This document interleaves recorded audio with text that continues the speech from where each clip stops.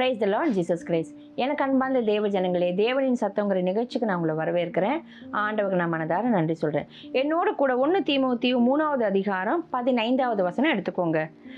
தாமதிப்பேனாகில் தேவனுடைய வீட்டிலே நடக்க வேண்டிய வகையை நீ அறியும்படி இவைகளை உனக்கு எழுதுகிறேன். அந்த வீடு ஜீவனுள்ள தேவனுடைய சபையாய் சத்தியத்துக்கு தூணும் ஆதாரமாய் இருக்கிறது. ஆமீன். இது பவுல் தீமோத்திக்கு எழுதுறாரு. அதாவது நான் வரத்துக்கு சப்போஸ் லேட் ஆகும், லெட்டர் போடுறாரு. நான் வரத்துக்கு லேட் ஆயிடுச்சுன்னா நீ நடக்க வேண்டிய வகையை என்ன நடக்கணும், அந்த வீட்டில் நடக்க வேண்டிய, அது என்ன வீடு, எப்படிப்பட்ட வீடு, ஜப வீடு.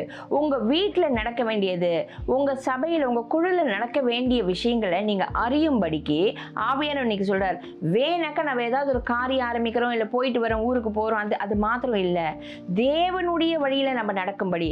இந்த இடத்துல அவர் சொல்றது பாருங்களேன், வீட்டிலே, தேவனுடைய வீட்டிலே. இப்போ நம்ம குடும்பமாக நம்ம தேவனை துதிக்கிறோம்னா, இது நம்ம எங்கே 2-3 பேர் கூடி ஜபிக்கிறார்களோ அது தேவ பிரசனை இறங்குது. நாம் தனியாக நம்ம தேவ சபையாக இருக்கோம், நம்ம ஃபேமிலியாக குடும்பமாக இணைஞ்சு தேவனை துதிக்கிறச்சே நம்மளும் ஒரு சபையாக இருக்கும். அது மாத்திரம் இல்லை, நமக்குன்னு ஒரு தாய் சபை இருக்குது, நம்ம சபைக்கு போயிருக்கோம். ஸோ அந்த இடம் தேவ ஆலயத்தில், உங்கள் குடும்பத்தில் தேவ ஆலயமாக இருக்கலாம், உங்கள் குடும்பமாக இருக்கலாம். அந்த இடத்துல எப்படி இருக்கணுமா, நடக்க வேண்டிய வகையை நீ அறியும்படி, எப்படிலாம் நடக்கணும்னு அதுக்கு மேலே அவர் அது சில விஷயங்கள்லாம் போட்டிருப்பாரு.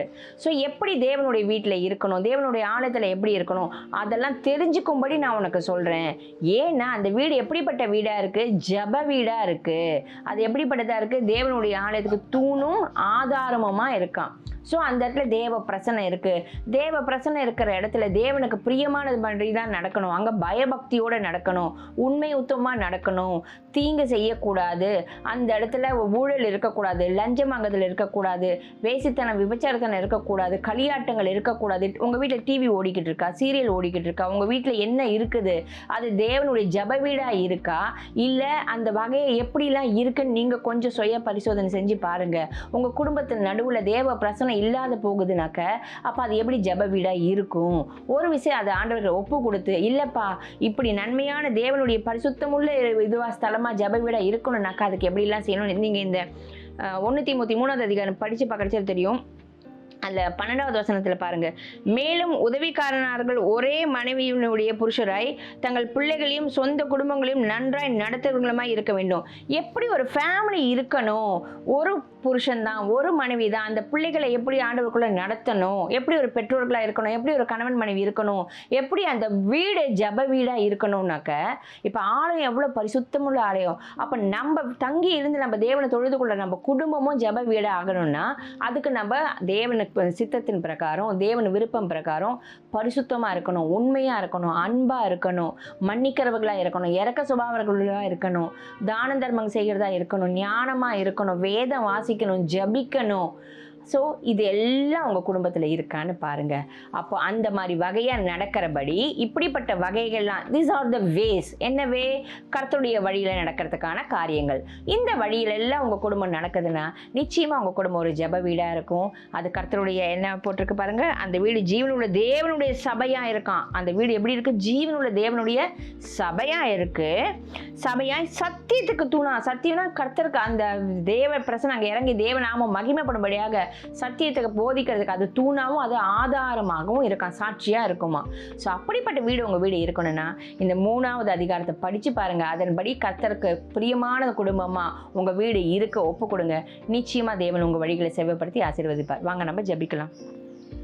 எங்கள் அன்பின் பரலோக தகப்பனே, துதிக்கிறோம் ஆண்டவரே.